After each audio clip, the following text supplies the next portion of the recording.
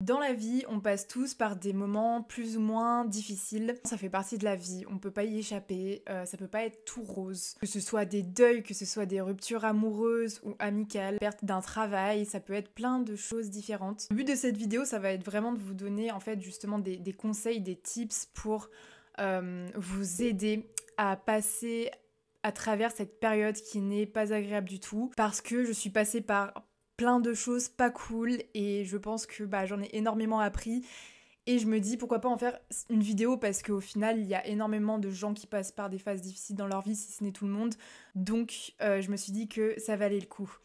Pour vous expliquer un petit peu, je vais aller vraiment en surface parce que pour être honnête, c'est pas quelque chose que j'ai envie d'étaler sur internet. Quand je vous dis que j'ai vécu des trucs pas très cool, malheureusement j'ai perdu mon papa à 11 ans d'un cancer. J'ai perdu également tous mes grands-parents, 3 d'un cancer également. Ma maman a également eu pas un, mais 2 cancers. Pour le deuxième, du coup, il y a eu tout ce qui est chimio, etc. Ce que j'avais déjà vécu avec mon papa et mes grands-parents. J'ai eu aussi une relation de 2 ans qui m'a énormément affectée. Là aussi, je rentrerai pas dans les détails. Elle a été en partie, je pense, responsable de ma dépression. J'ai fait une dépression de 2019 à 2021 à peu près. Vraiment, cette période, c'est là où je suis tombée le plus bas, je pense, et j'ai cru ne jamais pouvoir remonter. Finalement, ça a été le cas. Et Dieu merci. Ma maman, je vous rassure, elle va très bien aujourd'hui, donc vraiment tant mieux. Mais voilà, ça a été un sacré lot d'épreuves. En fait, tout ça, c'est énormément enchaîné. Bon, faut savoir que je suis pas du tout allée dans les détails, mais il y a énormément de choses vraiment. J'ai dû vraiment tout enchaîner et aujourd'hui j'ai 24 ans et je me suis un peu, on va dire, vraiment relevée de tout ça. J'ai fait une perte de poids de 24 kilos, j'ai pris soin de moi. J'ai demandé de l'aide, ce qui fait que je suis la femme que je suis aujourd'hui avec une vie qui est complètement différente. Aujourd'hui, je considère vraiment que je suis en route, enfin vraiment je vis, en fait, je commence à vivre depuis quelques mois la vie de mes rêves. Je commence vraiment à m'épanouir, mais bref, en fait, tout ça pour vous dire que j'ai traversé tout ça, j'ai survécu à tout ça et je suis là aujourd'hui et en plus épanouie. Donc, dans cette vidéo, je vais vous donner tous les conseils, tout ce que vous pouvez appliquer en fait si vous traversez une période qui est compliquée, si vous voyez pas le bout. Croyez-moi, rien n'est définitif et je pense que ça peut servir, donc on commence tout de suite. Premier point super important, ça va être d'accepter de l'aide. J'ai l'impression que ça c'est le point noir en fait de 99% des gens. Des gens en fait qui quand ils traversent une étape difficile, ils sont au bout de leur vie, en fait ils vont pas avoir la force ou ils ont peut-être honte, je sais pas, de demander de l'aide, sauf qu'en fait c'est le premier truc à faire. Vous reconnaissiez en fait que là vous vivez une étape compliquée, encore une fois peu importe que ce soit un deuil, une rupture, quelque chose d'autre, vous vivez quelque chose de compliqué et il faut vous entourer, pas hésiter vraiment à aller chercher cette aide extérieure. Pour moi ça a été voir un psy, mais en premier step, en première étape, c'est tout simplement en parler à des proches de confiance. Ce que je veux dire avec ce point, c'est qu'il faut pas que vous gardiez les choses pour vous, surtout s'il y a des choses qui sont assez lourdes. Et ça peut peut-être paraître banal, mais vraiment les 3 quarts des gens, ils gardent énormément pour eux. Et en fait, si tu gardes les choses pour toi à l'instant T, tu t'en rends pas compte, mais c'est en train de te détruire à petit feu. Oui, ça va pas résoudre tes problèmes du jour au lendemain, mais ça va te permettre de vraiment vider ton sac et tu te sentiras déjà beaucoup plus léger, légère. Et pour ma part, ça a été vraiment euh, d'aller voir un psy. Je pense vraiment que ma psy, en toute honnêteté, a contribué, mais enfin... J'ai presque envie de dire m'a sauvé la vie parce que quand tu vis des choses tellement dures, en fait ma psy ça a vraiment été la personne qui m'a presque en fait donné tous les tips que je vais vous donner aujourd'hui finalement. Moi je suis à 100% pour le fait d'aller voir un psychologue. Si vous allez voir un psychologue et que en fait vous n'avez pas le feeling et en fait souvent les gens ce qu'ils font c'est qu'ils vont voir un psy.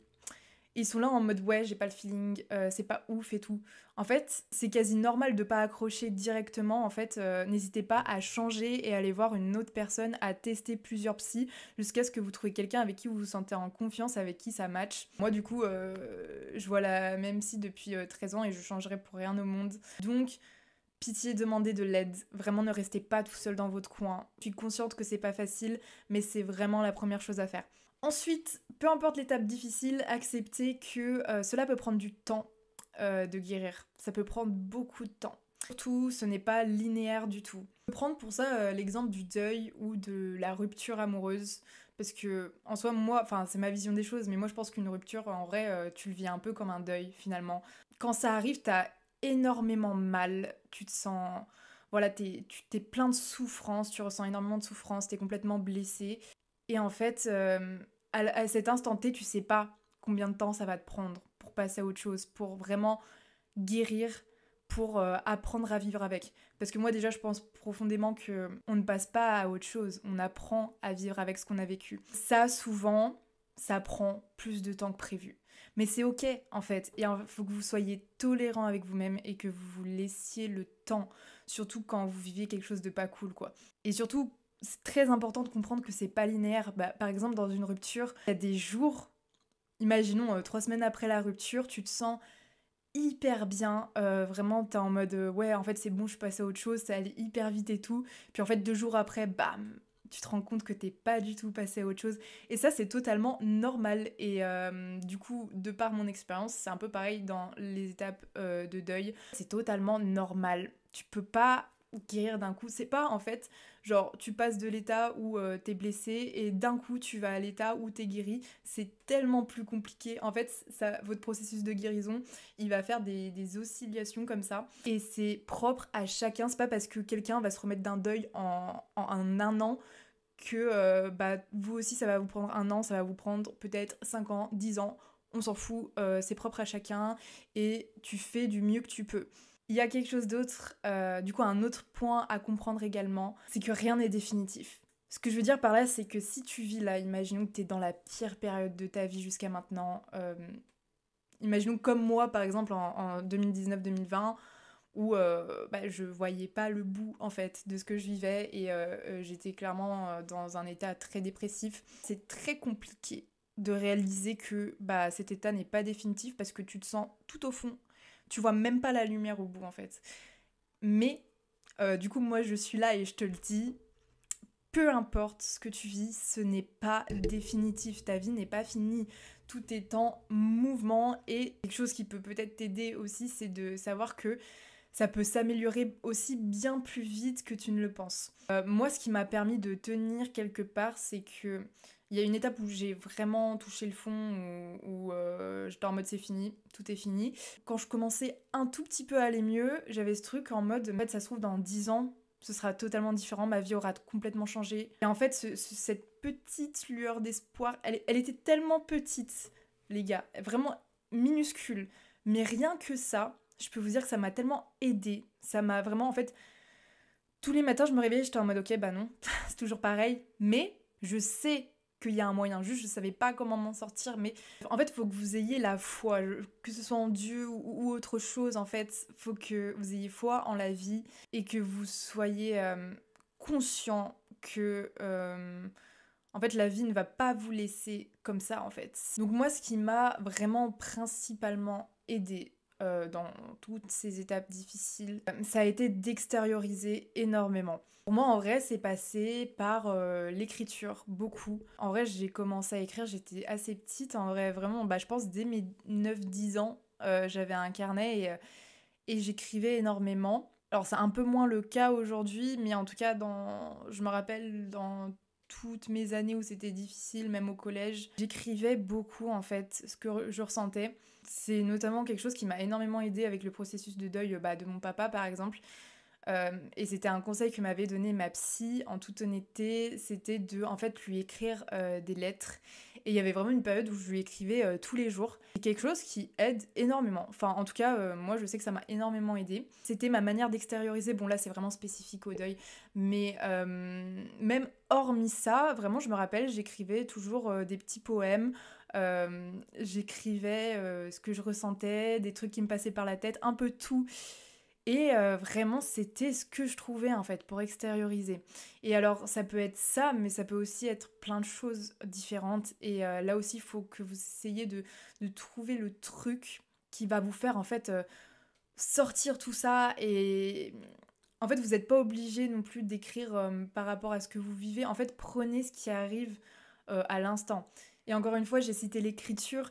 mais ça peut être, enfin voilà, du sport, ça peut être aller marcher, ça peut être parler avec quelqu'un que vous aimez, ça peut être tellement de choses en fait. Déjà, pour résumer les derniers points, vraiment donne-toi du temps.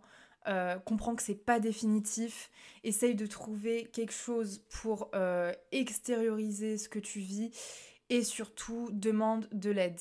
Dernier point, je voulais vraiment aborder ça en dernier parce que c'est très important selon moi, c'est de comprendre que tu n'es pas ton passé. Si aujourd'hui je me considérais comme la Coraline du passé qui a vécu tout ça, je serais pas sortie de l'auberge honnêtement et j'aurais pas du tout la vie que j'ai aujourd'hui, surtout. Parce que pour moi, tu peux pas attirer à toi la vie de tes rêves si t'es coincé dans un passé qui est hyper négatif. Tu n'es pas ton passé. Ce qui est fait est fait. Ce qui est passé est passé. Ça a forgé qui tu es aujourd'hui, certes, mais en fait, ton passé ne va en aucun cas définir ton futur. C'est totalement décorrélé, en fait. Du coup, en fait, au lieu de... Souvent, les gens sont vraiment dans un état dépressif parce qu'ils sont concentrés sur ce qui s'est passé dans le passé. Mais au lieu de se concentrer là-dessus, déjà, bah, concentre-toi sur le moment présent, en vrai c'est le mieux. Mais déjà aussi se concentrer sur le futur, ça t'aidera beaucoup plus à aller de l'avant. Et en fait, se concentrer sur le futur en effaçant, en bloquant le passé, ça ouvre en fait des nouvelles portes, ça t'ouvre à peut-être une nouvelle vie que tu pensais jusqu'ici impossible parce que t'as vécu ça, ça, ça. En fait, on s'en fout que t'aies vécu tel truc, tel truc, tel truc. Ton futur, c'est toi qui vas le créer à partir de tes pensées maintenant. Vraiment comprends que peu importe ce qui s'est passé dans ta vie, demain, tu peux décider d'en faire ce que tu veux. Et ça, j'ai mis un peu de temps à le comprendre.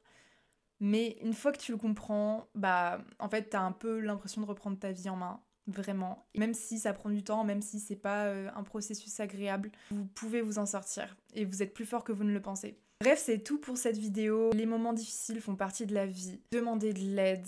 Rien n'est définitif. Extériorisez les choses au maximum. Donnez-vous du temps, acceptez la situation et donnez-vous du temps. La vie, c'est pas facile. Je pense que tout le monde le sait.